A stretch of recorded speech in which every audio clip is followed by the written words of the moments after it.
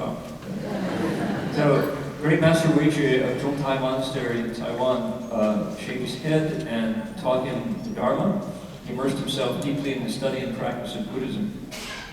In October of the year 2000, Venerable Chen Hu and 4 other bhikshus came to California to Lafayette to establish Buddha Gate Monastery. I think some of you know about Buddha Gate Monastery. He was the first abbot of the monastery.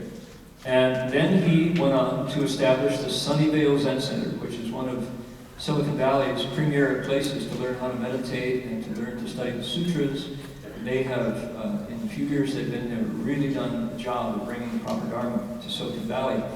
He's educated in Western science, but has a deep affection for classical Chinese culture and is uniquely suited to bridging the gap between the East and West and go back and forth on that bridge. Venerable Chen. Thank you, Reverend Hensher. My mother brought her children to America for better education. I was 14 when I came to this country and I was educated here. And when I graduated from college and had a full-time job in the high-tech industry, it was good pay and the job was easy for me.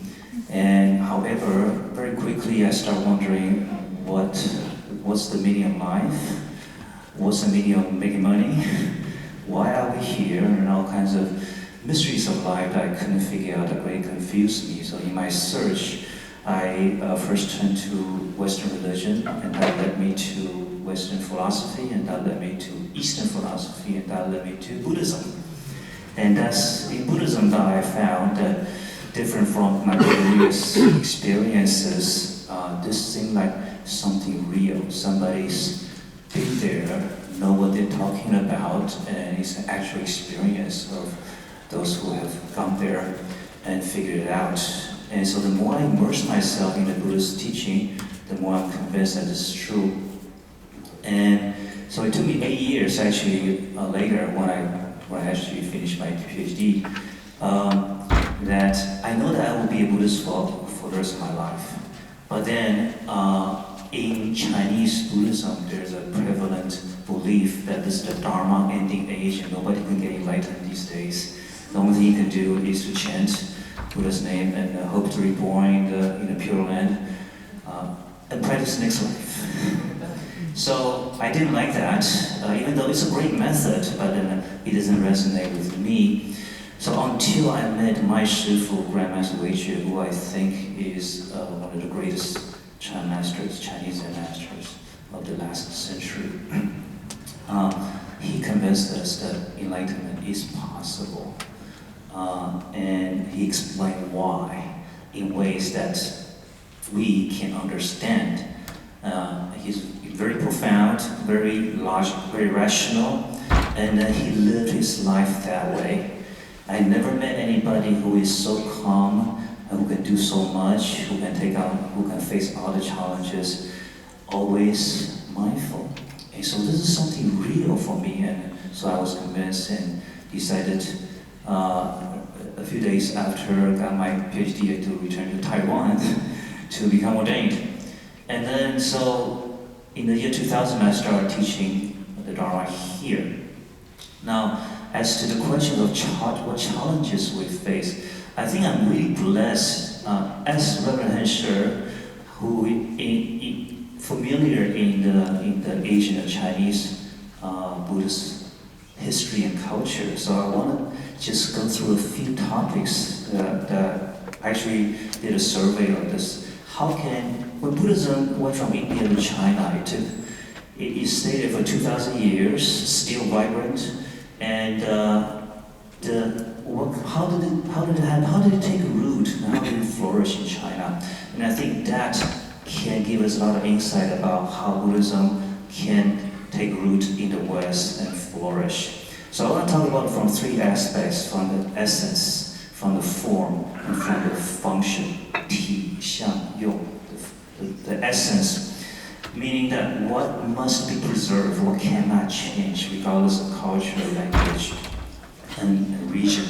And one of the most important things, of course, is the translation of the scriptures, and that must be accurate and beautiful, as Buddha taught it. And it took the Chinese 500 years to get it right, and they did, over 1,000 years of translation. So from my experience, the Western translations of scriptures are getting better all the time, but still there's a lot of room for improvement. And even though there are a lot of scriptures translated, in reality, probably only 5% of the whole Buddhist canon has seen Western language. But they are the most popular 5% probably, but they are still vast knowledge, vast teaching that most people have never heard of. So this probably will go on for another 100 years. And also, most of the translators, famous Chinese translators of Buddhism into Chinese, are monks who practice, who live their life, who may have been enlightened as well. But most of the translators into the West are scholars, so that's quite different. So this is something we need to think about. Also, a second topic is the building of the Sangha, the monastic Sangha. The three jewels, Buddha, Dharma, and Sangha. So Sangha, traditionally Indian Buddhism, Chinese Buddhism, means a monastic community. And that's because when the layperson have to take care of a family and worry about a job and then children, they can do a real good job, but it's really, really difficult. But the monastics devoted their life to preserve, study, practice, and perhaps propagate the Dharma. So the three pillars must be established, and that is not so much in the consciousness of Western Buddhists yet. 2 minutes, okay. And so another is the comprehensive study of the Buddhist scriptures. And the fourth one is enlightenment. There must be awakened Buddhist teachers every generation to preserve the true Dharma teaching. And you could, as some aspect, awaken to the same thing that the Buddha has seen. And in terms of form, I just read through the topics we're running out of time. One is the rituals, the services. They are important too for collective practice. And so we shouldn't dispense it. But how can we do it in Western languages? In a way, Heng Fashi has done a great deal, and others have done it, but it's still more to be done. Ordination, proper ordination, is still very difficult for Westerners. The good and deep, in-depth instruction and practice of meditation. After mindfulness, I wasn't aware that mindfulness was already done with that. So there's still so much principle, theory, and direct experiential knowledge of samadhi, of meditation, that is still not well known yet to most people. How can the Buddhist temples in the West be self-sustainable like the churches? In terms of function, Buddhist art, what would an American Buddhist statue look like? What would an American Buddhist temple, or what a European Buddhist temple look like? That's fascinating to think about. Government regulations to religious institutions are mostly modeled after churches, not too applicable to how the Buddhist temple function. And then interfaith. Buddhism has been very, very just beginning to be represented in the faith talk, and we have done quite a bit of that, but not enough. How do we teach Buddhism to the younger generation? And I think Taiwan where I'm from, has done a great deal, and we can look into that.